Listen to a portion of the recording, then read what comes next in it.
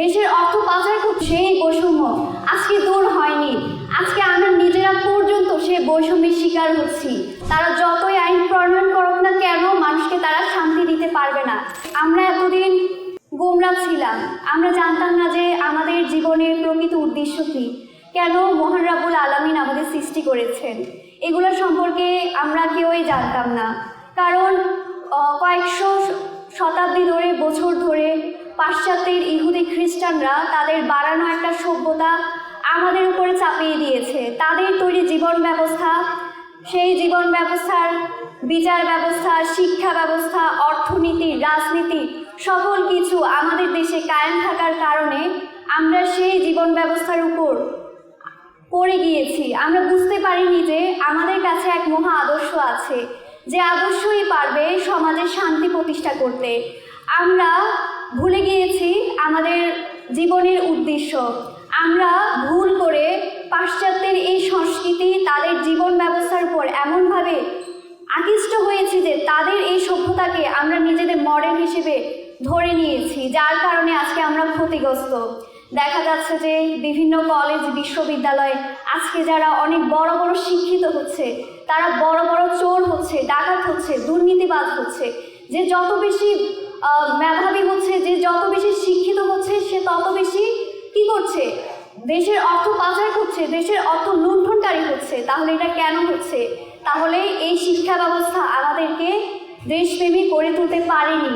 আমরা আমাদের মেধা, যোগ্যতা জাতির কল্যাণে প্রয়োগ করতে পারিনি।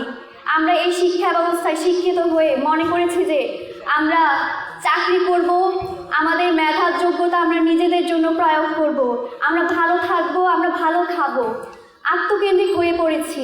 কিন্তু আল্লাহর অশেষ রহমতে আমরা হিজবুত তৌহিদ আন্দোলনের মাধ্যমে বুঝতে পেরেছি যে আমাদের জীবনের প্রকৃত সফলতা কোথায়, আমাদের জীবনের উদ্দেশ্য আসলে কি।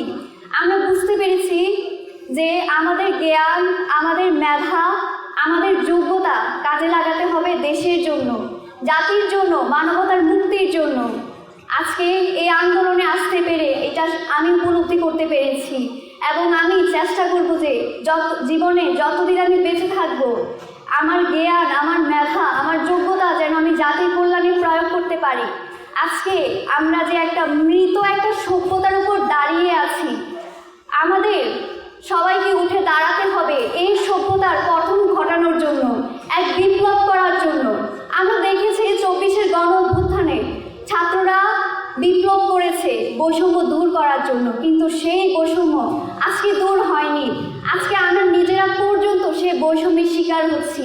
যখন আমরা এই আদর্শ বিভিন্ন জায়গায় প্রচার করছি, তখন আমরা সেখানে বৈষম্যের শিকার হচ্ছি। তাহলে এই থেকে বোঝা গেল যে মানুষ যতই এই ব্যর্থ সিস্টেমের উপর দাঁড়িয়ে সংস্কার করুক না কেন, তারা যতই আইন প্রণয়ন করুক না কেন, মানুষকে তারা শান্তি দিতে পারবে না। দেশের 18 কোটি মানুষকে কখনোই শান্তি দিতে পারবে না।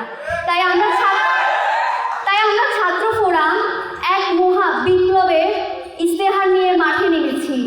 আমরা মাঠে নেমেছি এই কথার উপরে যে আমরা আল্লাহর বিধান ছাড়া আমরা কারো বিধান মানব না। আমরা এই মানবরচিত, এই মানুষের তৈরি বিধানকে আমরা প্রত্যাখ্যান করেছি, এবং আমরা ছাত্রদের সামনে বিভিন্ন কলেজ, বিশ্ববিদ্যালয় আমাদের এই বাণী, এই আদর্শ তুলে ধরেছি যে আমরা আমাদের যোগ্যতাকে এখন কাজে লাগাবো দেশের জন্য। আজকে দেখা যাচ্ছে যে তরুণরা তাদের মেধা, তাদের যোগ্যতা কোন দিকে প্রয়োগ করছে? অপখাতে প্রয়োগ করছে, অপরাজনীতিতে প্রয়োগ করছে, যার কারণে তারা বুঝতে পারছে না যে তাদের জীবনের মূল উদ্দেশ্য কী। সেখান থেকে তারা সরে এসেছে। আজকে বিভিন্ন বিশ্ববিদ্যালয় মেধাবী স্টুডেন্ট আরেক মেধাবী স্টুডেন্টদের পিছনে ছুরি মারে। এটা কেন মারে? এটার কারণ কি? এটার কারণ হচ্ছে যে আমাদের সমাজে সেই প্রকৃত আদর্শ আজকে নেই। আজকে আমরা হিজবুত তৌহিদ আন্দোলন সেই আদর্শ পেয়েছি, এবং তরুণ সমাজের মাঝে সেই আদর্শ আমরা তুলে ধরেছি, এবং সেই আদর্শের মাধ্যমে আমরা চাচ্ছি যে এই সমাজের এক বৈপ্লবিক পরিবর্তন আনতে, এই সিস্টেমের, এই ঘুরে ধরা সিস্টেমের এক পরিবর্তন এনে সকল স্তরের মানুষকে ন্যায় দিয়ে, সুবিচার দিয়ে, শান্তি দিয়ে সুন্দর একটা সভ্য সমাজ বিনির্মাণ করার জন্য আজকে আমরা দাঁড়িয়েছি। আপনারা সবাই আছেন তো?